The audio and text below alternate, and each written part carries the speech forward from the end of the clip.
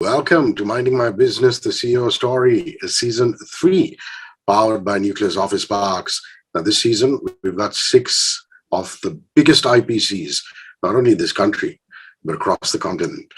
Shishir Baijal is Chairman and Managing Director at KnightFrank India, and it's always wonderful to see this dapper man.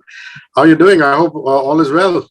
All well, Hrishi, and always a pleasure to be on your show. Thank you for having us. Thank Wonderful. you. The entire focus, obviously, is real estate with a slight bend towards commercial real estate and the outlook. Now, let's start with your research. I really look forward to your research findings, and KnightFrank's research threw up some very interesting numbers on what we call mall culture, quote unquote mall culture. The gross leasable area and grade-wise details of malls across the top 8 cities in India. I'd like you to give me the numbers of that and talk us through that research. Thanks, Hrishi, and thank you. We are really proud of our research, and is one of those things that we really look up to. Talking about the retail report that we recently launched.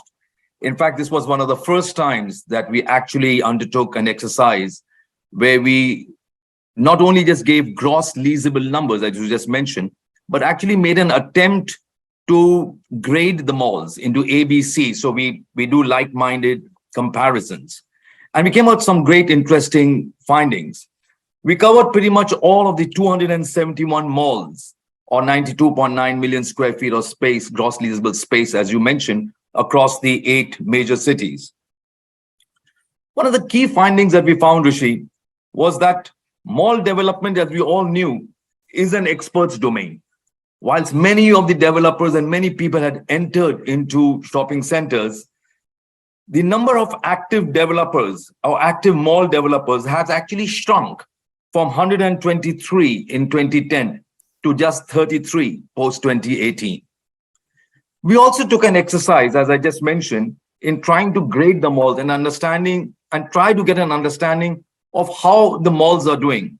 And we realized, but before I come to the numbers, just to explain what we feel, a grade A mall in our view is one with a leasable area of approximately greater than 500,000, with a vacancy less than 10%, and having an anchor as a department store or a hypermarket with great mall management, frontage, adequate car parking, etc.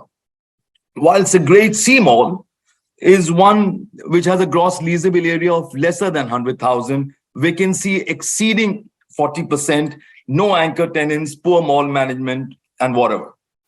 The findings really were that since 2010 to now, the number of grade A malls have increased to 45. Whilst that having said so, the grade C malls have also close to 26%. So therefore, what we are saying is that close to 57 malls across the 8 cities are in grade C, or technically what many people say have become ghost malls, or malls with less than 40% tenancy. Therefore, also providing an opportunity for alternate usage. Really remarkable, those findings. Gives us a lot to mull over. Shishir, office space is showing a lot of resilience. Again, I'm going to quote from a KnightFrank report. It says that commercial office sector, that grew by 29% year on year, and transaction volumes have surpassed the pre-pandemic quarterly average by 6%. I think it's only fair that you talk us through that. Commercial office has been a spectacular, and it's since a long time. In fact, before I come on to commercial, I would also like to say that this is perhaps for the first time in close to 7-8 years that both commercial and residential have simultaneously started doing well. Otherwise, it was either one of them. So having said that, 2019 was our record year of in commercial leasing, and KnightFrank analyzes the numbers in terms of gross leasing. And we had approximately done 60 million square feet of space in 2019. And then, of course, as all of us are aware, that the pandemic came in 2020, and the numbers came down to close to 39 million square feet in 2020 and 38 million square feet in 2021. But the pent-up demand, as during this time, the hiring kept continuing unabatedly by all the sectors, especially the IT, ITS sectors. There was increased hiring with not much additional space being taken during these 2 years.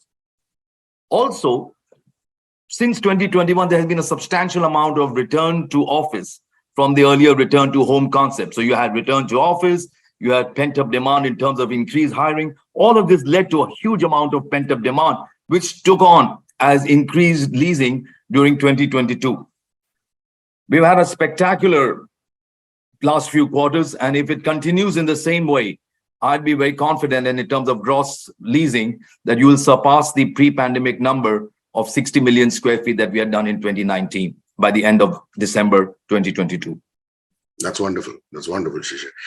Shishir, I'm going to now just zone in on the IT industry and its effects on real estate.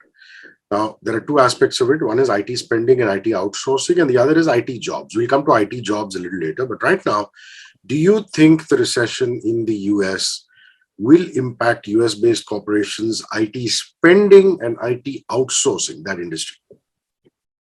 Great question, Hrishi. I think there are two parts of it. One, of course, the fact that there is a slowdown in the US as well as in the Western countries, that will bring a slowdown in terms of the IT spends. So there's no question of that. And we've seen that by many of the larger corporates in their last quarter earnings when they had given their estimates, as well as large Indian corporates saying that there could be a slowdown in the long-term demand for IT services. So there's no question that with the slowdown, there will be a reduction in IT spends as we move ahead. On the other side, generally, there's also a view that if there is reduction in costs overseas, there could be a higher level of outsourcing to India. Having said that, the reason outsourcing to India is not a market for cheap labor. It's actually a market for quality talent. Those days have gone that you had cheap labor. But we have abundant amount of quality talent available in this country. So there could be an arbitrage in terms of the increase in outsourcing to India. How that balances off, one will have to see in the next few quarters. At the other end of the spectrum, there are inflation-led wage hike pressures in the US and Europe.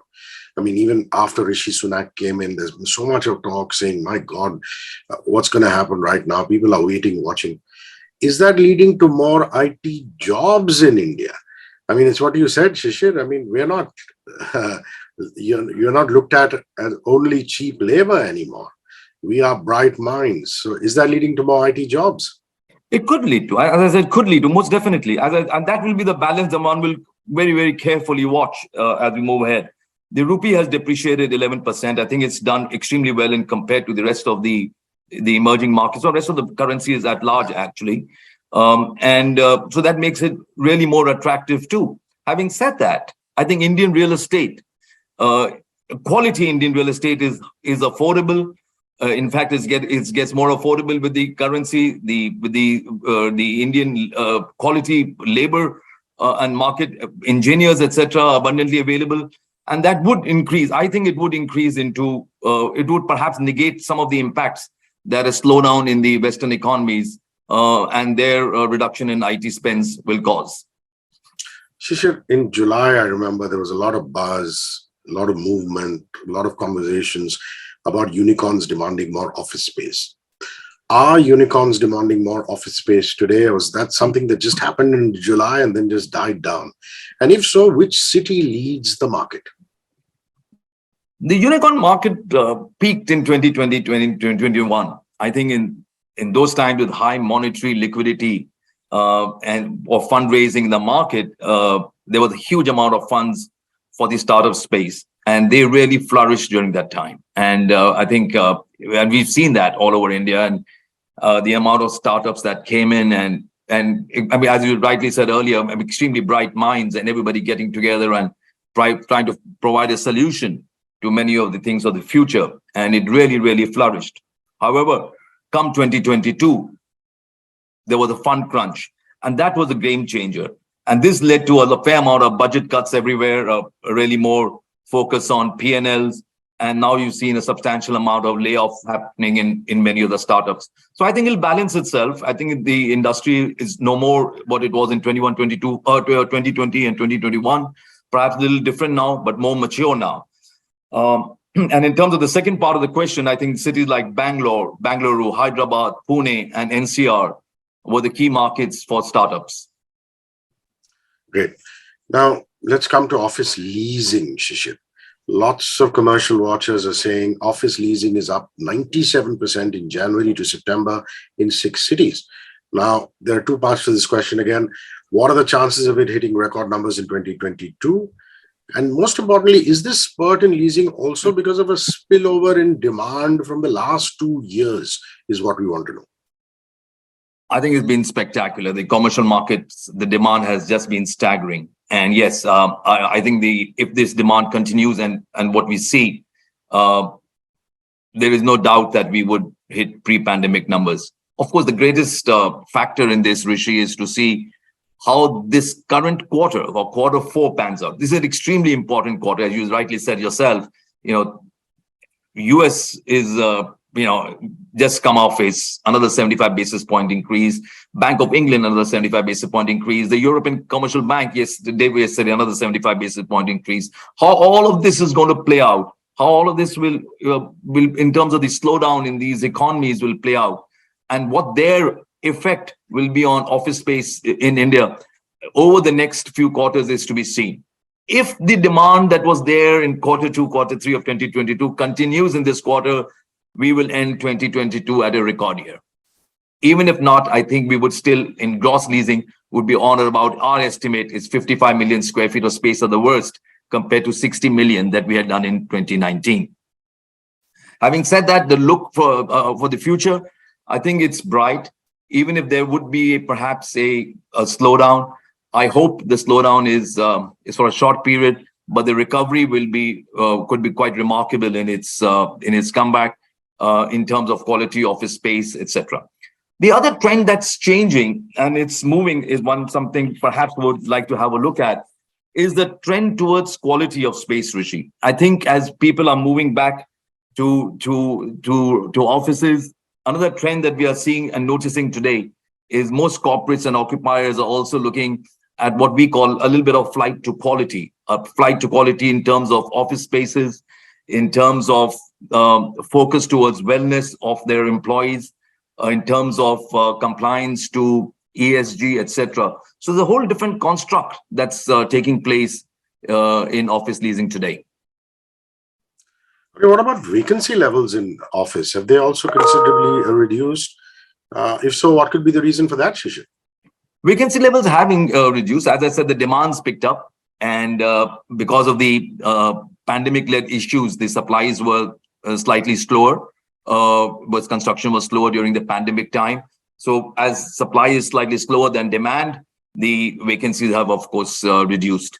So I think across the markets, you'll see a close to 100 to 200 basis point decrease in the vacancy levels.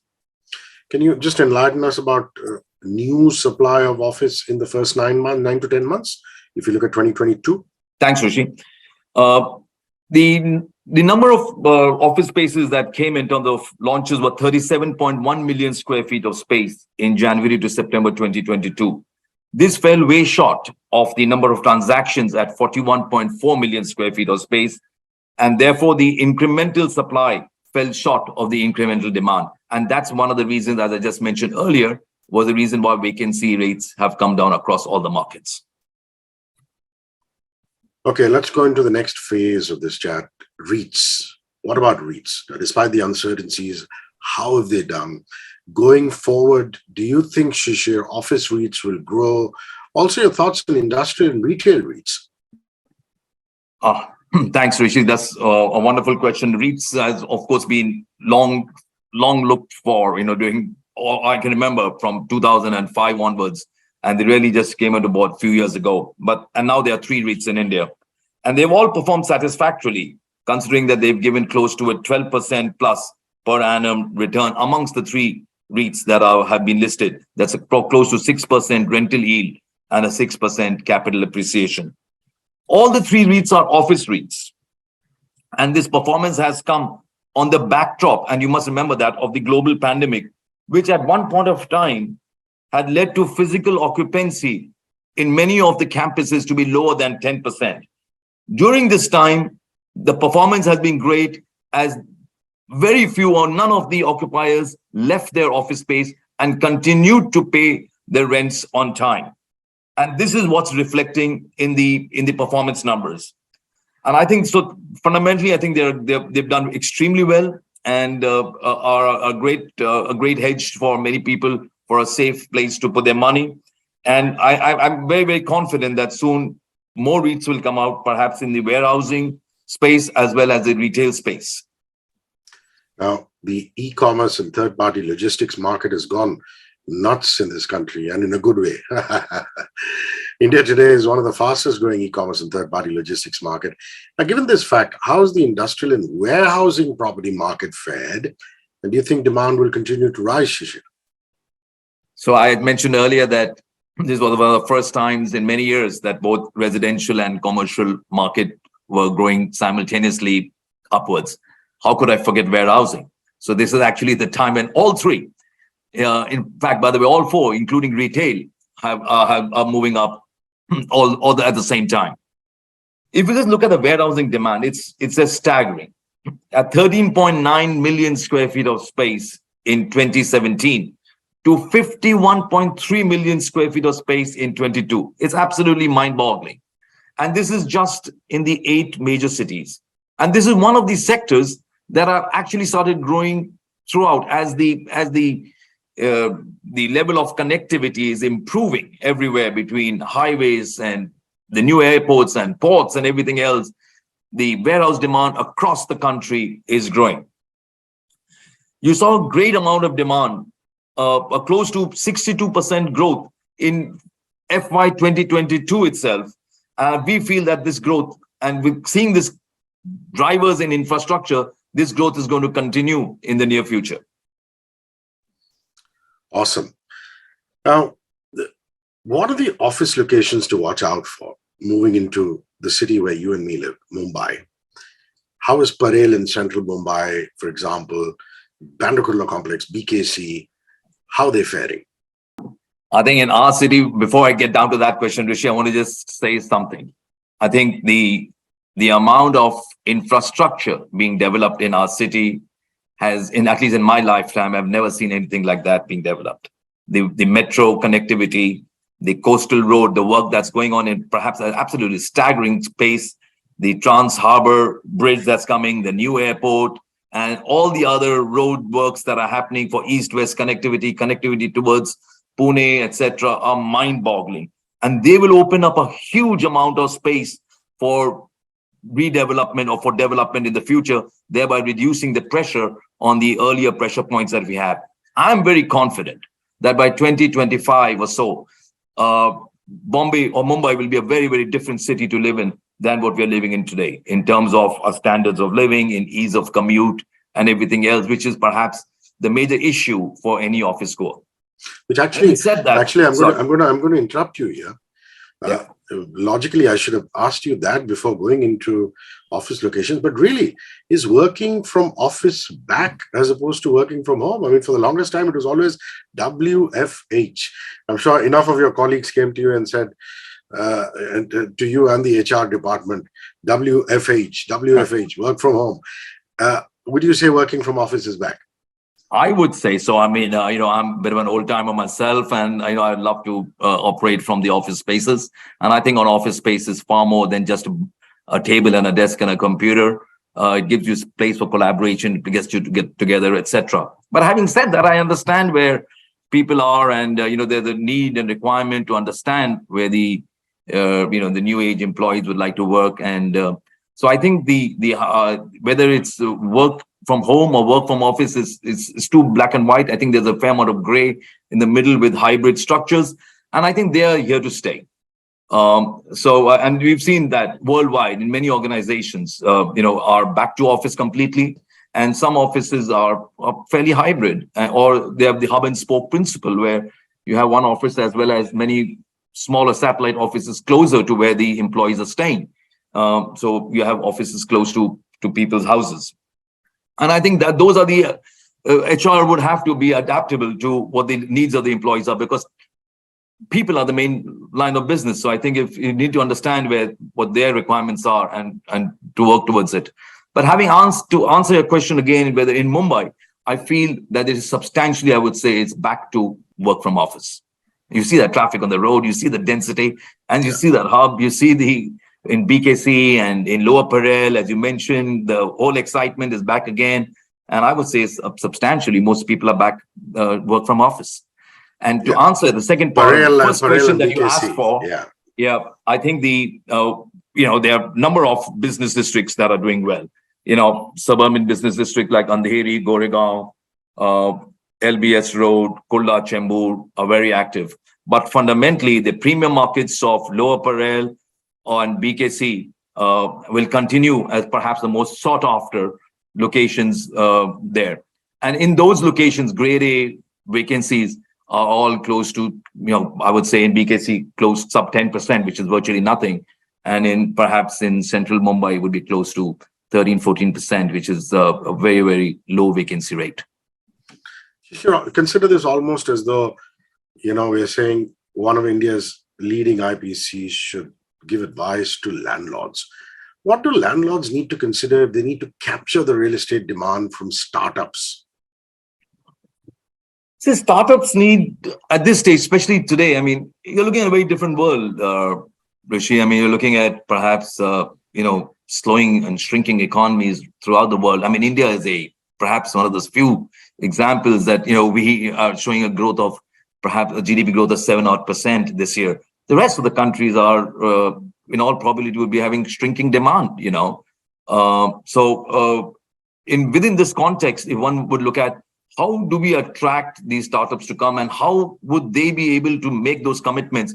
So fundamentally, the occupier today needs the flexibility.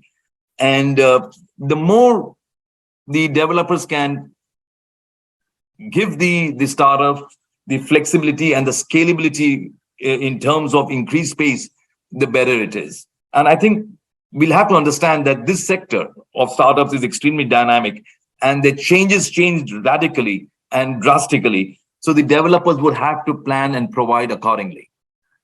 If the developers find it difficult to provide this flexibility on their own, my advice to them would be to perhaps tie up with operators who are specialists in in co-working spaces or flex operating spaces, and then provide that service to startups.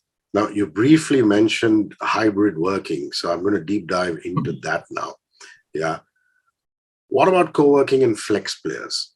How much are they occupying in India? What are your feeling towards the co-working space sector and flex players? I think, what I mentioned to you in the previous question regarding startups is actually for everyone today, Hrishi. Today, all of us, none of us really know what the next few quarters are going to be. Here today, with all the global headwinds that are coming in, with all, we've got a war on one side, we got high levels of inflation on one side, we got perhaps UK and US, the two largest market, the one largest market, including China, on a slowdown spree. So you don't know how it's going to really pan out. So today, all of us all occupiers are looking for flexibility in their office demand. And that's where the demand for co-working and flex spaces come in. If we just look at in the pre-pandemic time in 2019 or so, they had an 8% share in the market. Today, that's come up to more than 24 to 25% share in the entire office take-up. They're one of the largest takers of space today if you look at all sectors. Within this, you've got everyone, whether it's startups or it's institutions, it's IT, anyone, all of us are also part of this, part of taking space from co-working or flex operators. As a workspace strategy, do you have some research numbers? If you don't have it, who would? Hybrid working as a workspace strategy, how's that looking according to your research? Fundamentally, the fundamental point, Hrishi, is that as per our latest survey that we had done, which is called the Global CRE Survey, 90% of the occupiers have highlighted real estate as extremely strategic to their business. And that's to get employees, to recruit, to retain, and motivate the employees. The right levels of real estate is important. And that's why I had mentioned in one of your previous questions that flight to quality, the flight to office space that meets these needs of employees regardless whether it is in terms of wellness, or it is in terms of ESG, or it is in terms of meeting all the other social needs of employees, is extremely strategic to the occupier or to the employees as such. Hybrid is one of those things. Now, to give them a space and give them a choice of between home and office, or as I said earlier, office close to home, are all ways and means to ensure that the employees is retained, motivated, and extremely productive. Excellent. What are the sectors that are at the forefront of the hybrid working model? And how many of them, according to you, are planning a portfolio expansion, Shishir? I think most of the ITS organizations are today in some sort of a hybrid mode. But I would say they're more, in my view at least, in more work from office than work from home as perhaps earlier this year. But a substantial part of it is still remains as hybrid. Many of those that I've seen with the hybrid and office working model have continued at least till Q3 this year to expand their office footprint. And as I said, and I'm making this point until this quarter because the last 2 months has been, substantially damning in terms of the rate increases and perhaps some of the changes that are taking place in the rest of the world. I mean, we ourselves have had a 190 basis point rate increase. So things could change quite dramatically over the next few quarters. I believe telecom and consulting, those sectors are seeing the highest rate of return to office. You just talked about being old school and working out of office spaces, likewise me. So 75 to 100%. Your comments on that, please. I agree with you. I think telecom, consulting, education, healthcare, e-commerce have all increased their space take-up, implying that the return to office in those sectors are strong. So, if I look at it in many cases, in many cities, most places, the return to office is substantially higher. I mean, those days seem to be long gone where occupancies were less than 10, 15% in offices. Today, I think most of the offices are substantially full, barring in certain places, in some sectors where, people still continue to do work from home. Will another interest rate hike impact home sales demand? The KnightFrank Affordability Index had deteriorated by another 2%. At the other end of the spectrum, we're hearing stories of a best performing September month in the last 10 years, despite rising interest rates, increase in stamp duty, and Sharad falling in this period. Important things in India. What's the reality, Shishir? Well, I think we've come to the right part of the interview now, the residential sector. I think we need to put up a little bit of a background to this, Hrishi. You'll remember when I met you last, and the housing sector was having a slowdown since, perhaps 2014, 2015. And for the last 7 odd years, they had a continued amount of slowdown. Prices got corrected. Huge amount of supply side reforms took place in terms of, whether there were changes took place in demonetization, RERA, and number of supply side reforms took place. And as I said, prices came down tremendously. Affordability, well, KnightFrank comes out with an affordability index, which is fundamentally the EMIs, household EMIs that are paid over annual household income, was 93% in Mumbai in 2010, came down to 53% last year. And that made it actually, can you imagine that Mumbai became substantially affordable as our household incomes came up and our prices got corrected, etc. Over the last, but some 2-3 things that changed, that happened. So while the prices were getting affordable, the GDP was growing, but for some reason, people were still not buying houses. And that's why the residential sales were going down, as I mentioned, from 2014-15. But something changed, and something changed during the pandemic time. And we came out with a buyer's perception survey that said that during the pandemic time, one of the greatest changes that took place was people's perception towards owning property. People wanted the safety of their home on their head, a safety of a home, as well as perhaps a better or a larger home to accommodate school from home or work from home. All these things put up a huge buyer's momentum towards buying a home, coinciding with perhaps being at its most affordable level in terms of pricing, etc., as well as the interest rate being at its lowest, as well as the SOP that many state governments gave, including Maharashtra, on stamp duty cuts. All of this propelled the market to increase substantially. And over the last 6-7 quarters or last 2 years, we've seen the market gain in momentum. This gain in momentum has continued regardless of the interest rate hikes that have happened. And that's the reason why you mentioned that perhaps we had a better month regardless of Shraddha or not, albeit that the growth rate, at least in October, had slightly started slowing down.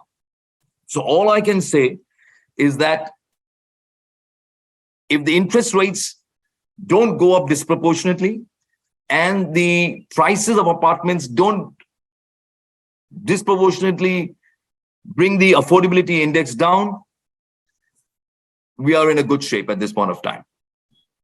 Are builders willing to pass on the benefits post the center's anti-inflationary measures? As a response to the policy rate hikes, we've seen that some developers have responded to mitigating measures to boost the sales in terms of limited period fixed home loan interest rate offers, payment flexibility, etc. So there have been, but at the same time, there have also been now a renewed request from developers to the state government again to perhaps bring in another stamp duty reduction or something that would help the segment to continue to do well and to mitigate the interest rate hikes that are causing the prices and everything else to go up and causing a wee bit of hardship to the home buyers. Well, Shishir, you know that before I wind down, I always like to take a step away from our business conversation and just end with a bit of lifestyle. I don't know if you, post the pandemic, you've been able to take a wee bit of a vacation with your wonderful family or solo, travel or holiday destination that you really enjoyed. And what did you enjoy most about being there? What were your activities there? Thanks. I love travel, and I've always throughout always took time out to go out to the family for a longer period of time, especially during summers. And during that time, Europe and most definitely, Italy and Spain were our favorite destinations. I'm a foodie and I'm a self-drive person. So I generally just like to take the car and go out, enjoy the cuisine, enjoy the food, enjoy the wine, and just relax and enjoy what those countries have to offer. I enjoyed New Zealand. I am, a resident of New Zealand. And we spent substantial time during the pandemic there. And I think it was just fabulous. And I just had an absolutely great time. Having said that, I think there are great destinations within India too.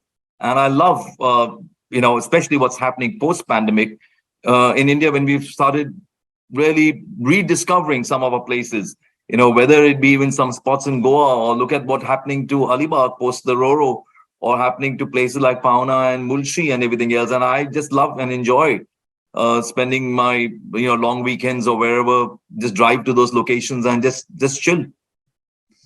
Wonderful. Speaking of Italy, I remember we hired a car once and drove down the Amalfi Coast. How beautiful isn't it? Lovely, lovely. I've done that, and yeah. So your fashion sense, what do you like to wear in the wardroom when you're working, and outside it when you're relaxing or on holiday, for example? I'm a pretty relaxed sort of a guy, Hrishi. I'm fairly easygoing in my dress senses, etc. I'm, in the office, business casuals or suits, depending as what the occasion says. Tie in the odd occasion if it requires that. And post office hours, I'm fairly jeans, casual shirt, shorts. As I said, my dress sense is fairly relaxed. I like to be just easy and more comfortable, and that's for me my fashion sense. Lovely. I've always seen you dapper and dressed for the occasion. It's just wonderful to meet you. All of you, KnightFrank.co.in, KnightFrank.co.in.